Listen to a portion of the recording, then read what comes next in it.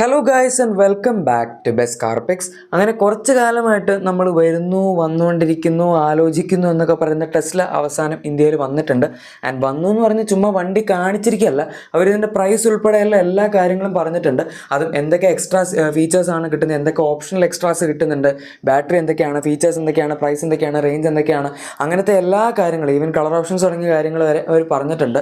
നമുക്ക് എന്തായാലും ഈ വീഡിയോയിലൂടെ വളരെ ഡീറ്റെയിൽ ആയിട്ട് തന്നെ നോക്കാം. ഇതിപ്പോൾ കുറച്ച് സർപ്രൈസിംഗ് ആയിട്ട് എനിക്ക് തോന്നി, കാരണം ഇവർ വരുന്നതിനെ പറ്റി നമുക്ക് അറിയാമായിരുന്നെങ്കിലും ഇങ്ങനെ പെട്ടെന്ന് ഒരു പ്രീ അനൗൺസ്മെൻറ്റും ഇല്ലാതെ ഒരു ഡേറ്റിൽ വണ്ടി എങ്കിൽ ലോഞ്ച് ചെയ്യുമെന്ന് അറിയില്ലായിരുന്നു. അതായത് ജൂലൈ 15 ഈ വണ്ടി ഇവർ ഇറക്കിയത്. അങ്ങനെ പെട്ടെന്ന് ഒരു ഡേറ്റിൽ വരും എന്നുള്ള കാര്യം ടെസ്ല ഇതുവരെ പറഞ്ഞിട്ടില്ലായിരുന്നു, ലോഞ്ച് ഡേറ്റ് പോലെ. എനിവേ, ഇവർ ആദ്യം തന്നെ ഇവിടെ ഇറക്കിയിരിക്കുന്ന മോഡൽ വൈ ആണ്. ഇത് ഇന്റർനാഷണലി ഈ അടുത്ത് വന്നൊരു പുതിയ ജനറേഷൻ മോഡലാണ്. അതുകൊണ്ട് തന്നെ കാണാനൊക്കെ അത്യാവശ്യം ഒരു വ്യത്യസ്തമായിട്ടുള്ള ലുക്ക് ഉണ്ട്. ചിലർക്ക് ഇഷ്ടപ്പെടും, ചിലർക്ക് ഇഷ്ടപ്പെടില്ല. ഒരു മോഡേണിൻ്റെ അല്ലെങ്കിൽ ഒരു ഇലക്ട്രിക് വെർണയുടെ ഒക്കെ പോലെ ചിലപ്പോൾ നിങ്ങൾക്ക് തോന്നിയേക്കാം. അങ്ങനെയല്ല, ബട്ട് സ്റ്റിൽ അതുപോലത്തെ ഒരു ചെറിയ കട്ടുണ്ടല്ലോ. അതായത് ഫ്രണ്ടിൽ കണക്റ്റഡ് DRLs ഒക്കെ വരുന്നുണ്ട്. ഹെഡ്ലൈറ്റ്സ് തന്നെ തൊട്ട് താഴെ വളരെ സ്ലിമ്മായിട്ടാണ് കൊടുത്തിരിക്കുന്നത്. പിന്നെ ടെസ്ലയുടെ എപ്പോഴത്തെ ഡിസൈൻ പോലെ വളരെ അണ്ടർസ്റ്റേറ്റഡ് ആയിട്ടുള്ളൊരു ഡിസൈനാണ് ഇതിൻ്റെ അകത്ത് വരുന്നത്. അങ്ങനെ ഒരുപാട് എടുത്തു നിൽക്കുന്ന സംഭവങ്ങളൊന്നും മോഡൽ വൈയിലില്ല. സൈബർ ട്രക്കൊക്കെ ആണെങ്കിലും വളരെ സിമ്പിൾ ആണ്. അത് പക്ഷേ ഇത്തിരിയും കൂടെ കോംപ്ലിക്കേറ്റഡ് ആക്കിയ ഒരു കോൺസെപ്റ്റ് പോലെയൊക്കെ നോക്കിയായിരുന്നു. ഈ വണ്ടി അങ്ങനെയൊന്നും അല്ല. ഇത് ആർക്കാണെങ്കിലും കാണുകയാണെങ്കിൽ ഒരു സിമ്പിൾ വണ്ടി പോലെ തോന്നും. അല്ലാതെ ഒരുപാട് എന്തൊക്കെയോ അവിടെ ഇവിടെ ഒന്നും കുത്തിക്കയറ്റി സ്റ്റൈലിഷ് ആക്കാനൊന്നും അവർ നോക്കിയിട്ടില്ല. ഏതായാലും ഫ്രണ്ട് ഡിസൈൻ ഇങ്ങനെയാണ് വരുന്നത്.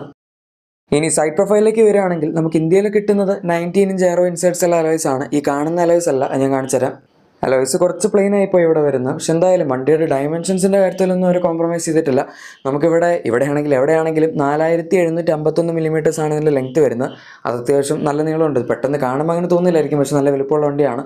ഈവൻ 1921 mm വിഡ്ത്തും ഇതിന് വരുന്നുണ്ട്. വീൽ ബേസ് ആണെങ്കിലും 2890 mm ആണ്. സോ മൊത്തത്തിൽ കാണുന്ന പോലെയല്ല, അത്യാവശ്യം നല്ല സൈസ്. ഇതിനെപ്പറ്റി നിങ്ങൾക്ക് മനസ്സിലായി കാണുമായിരിക്കും, അതായത് സൈസിനെ പറ്റി ഒരു ഐഡിയ ആയിട്ട് കാണും.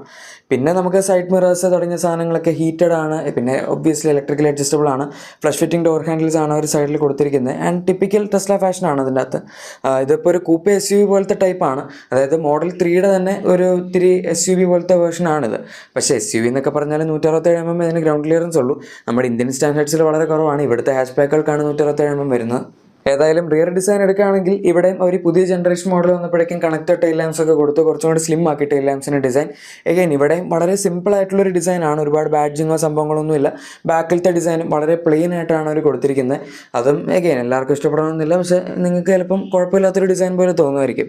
പിന്നെ ഇതിൻ്റെ അകത്ത് ബൂട്ട് സ്പേസ് നമുക്ക് 850 ലിറ്റേഴ്സിനടുത്ത് കിട്ടുന്നുണ്ട്. അതും ബാക്കിലത്തെ സീറ്റെല്ലാം ശരിക്കും സ്ട്രൈറ്റ് ആയിട്ട് വെച്ചിരിക്കുകയാണെങ്കിൽ. ഇനി ബാക്കിലത്തെ സീറ്റ്സ് ഫോൾഡ് ചെയ്യുകയാണെങ്കിൽ 2000 ലിറ്റേഴ്സിന് മുകളിൽ ഇതിന് ബൂട്ട് സ്പേസ് കിട്ടുന്നുണ്ട്. പിന്നെ ഫ്രണ്ട് ട്രങ്ക്, അതായത് ഫ്രണ്ടിൽ വരുന്നൊരു സ്റ്റോറേജ് സ്പേസ് ഉണ്ട് നമ്മൾ ബോണറ്റ് നോക്കിക്കഴിഞ്ഞാൽ, ഹുഡ് നോക്കിക്കഴിഞ്ഞാൽ. ഇനി ഇതിൻ്റെ ഇൻറ്റീരിയറിലേക്ക് വരുമ്പോഴേക്കും നിങ്ങൾക്ക് ചിലപ്പോൾ ഇത് പെട്ടെന്ന് കാണുമ്പോൾ ഇത് ഭയങ്കര സിമ്പിളാണല്ലോ, ഇതിൻ്റെ അകത്തൊന്നും ഇല്ലല്ലോ എന്ന് തോന്നുമായിരിക്കും. പക്ഷേ അങ്ങനെയല്ല കാര്യങ്ങളുടെ കിടപ്പ്. ഇതിൻ്റെ അകത്ത് ഒരുപാട് കാര്യങ്ങളുണ്ട് എന്ന് മാത്രമല്ല, ചിലതൊക്കെ കുറച്ച് ബുദ്ധിമുട്ടാണ് ഉപയോഗിക്കാൻ. ഒന്നാമത്തെ കാര്യം, നമുക്ക് ഇതിൻ്റെ അകത്ത് AC വെൻസ് ഒക്കെ ഇലക്ട്രിക്കലി ആണ് അഡ്ജസ്റ്റ് ചെയ്യേണ്ടത്. അത് സ്ക്രീനിൽ പോയിട്ട് ചെയ്യണം.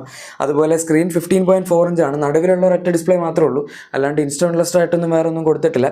അതുപോലെ നമുക്ക് ഇതിൻ്റെ അകത്ത് AC കൺട്രോൾസ് സംഭവങ്ങളെല്ലാം അതിൻ്റെ അകത്താണ് വരുന്നത്. മിറർ അഡ്ജസ്റ്റ്മെൻ്റ് ആണെങ്കിൽ സ്ക്രീനിൽ നിന്ന് തന്നെ ചെയ്യണം. അങ്ങനെ ഒരുപാട് കാര്യങ്ങൾ. അതിപ്പോൾ ടെസ്ലയിൽ പണ്ട് മുതലേ ഉള്ളതായിരുന്നു. പിന്നെ ഇതിനകത്ത് നമുക്ക് ഫ്രണ്ടിലത്തെ 2 സീറ്റ്സും ഇലക്ട്രിക്കലി അഡ്ജസ്റ്റബിൾ ആണ്. അതുപോലെ തന്നെ നമുക്ക് അതിനകത്ത് ഹീറ്റഡ് ഫംഗ്ഷൻ, വെന്റിലേഷൻ ഫംഗ്ഷൻ എല്ലാം വരുന്നുണ്ട്. ഈവൻ റിയർ സീറ്റ്സ് ആണെങ്കിലും നമുക്ക് 2 വേ ഇലക്ട്രിക്കലി ഫോൾഡ് ചെയ്യാൻ പറ്റും. ഇലക്ട്രിക്കലി അഡ്ജസ്റ്റ്മെൻറ്റ് അവൈലബിൾ ആണ്.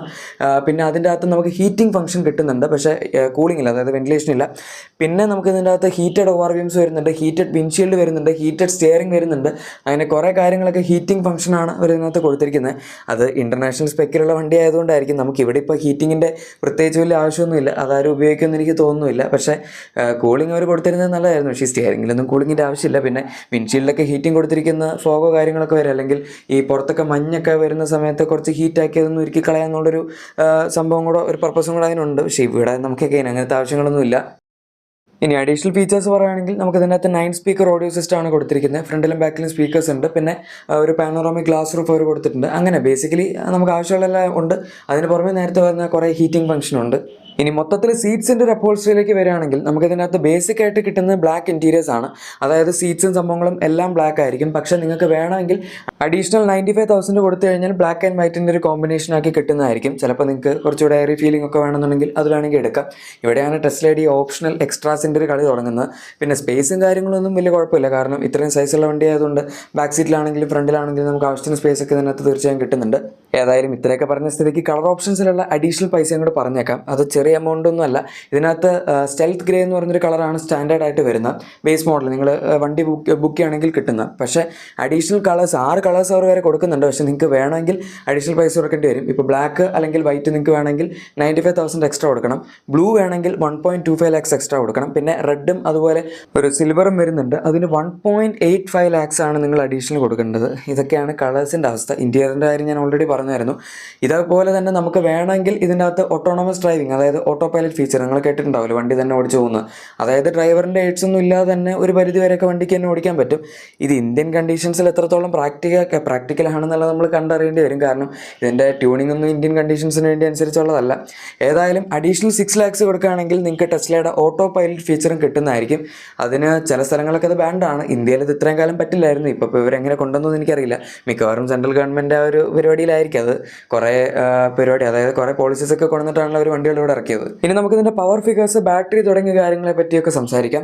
ആദ്യത്തെ കാര്യം ഇതിനകത്ത് 2 ബാറ്ററി ഓപ്ഷൻസ് ആണ് കിട്ടുന്നത്. ഒന്ന് 63 kWh റിയർ വീൽ ഡ്രൈവ് മോഡലാണ്. പിന്നെ വരുന്ന ലോങ് റേഞ്ച് മോഡലായ 83 kWh ബാറ്ററി പാക്കാണ്. അതും നമുക്ക് റിയർ വീൽ ഡ്രൈവിൽ തന്നെ കിട്ടുന്നുള്ളൂ. ഇതിനകത്ത് പുറത്ത് ഓൾ വീൽ ഡ്രൈവ് അവൈലബിൾ ആണ്. ടെസ്ല മോഡൽ വൈ പെർഫോമൻസും വരുന്നുണ്ട്.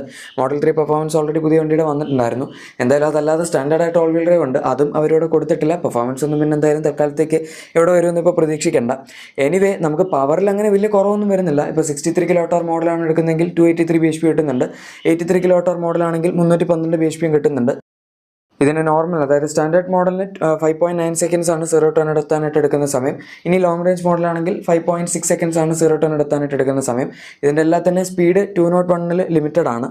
ഇനി നമ്മുടെ ഇന്ത്യൻ ടെസ്റ്റിംഗ് കണ്ടീഷൻസ് അനുസരിച്ച് ഒരു ബാറ്ററിയുടെ റേഞ്ച് ടെസ്റ്റ് ചെയ്തിട്ടില്ല. പക്ഷേ WLTP റേഞ്ച് പറയുകയാണെങ്കിൽ 63 kWh ബാറ്ററി പാക്കുള്ള മോഡലിന് 500 കിലോമീറ്റേഴ്സും അതുപോലെ 83 kWh ബാറ്ററി പാക്കുള്ള മോഡലിന് 622 കിലോമീറ്റേഴ്സാണ് ക്ലെയിം ചെയ്യുന്നത്.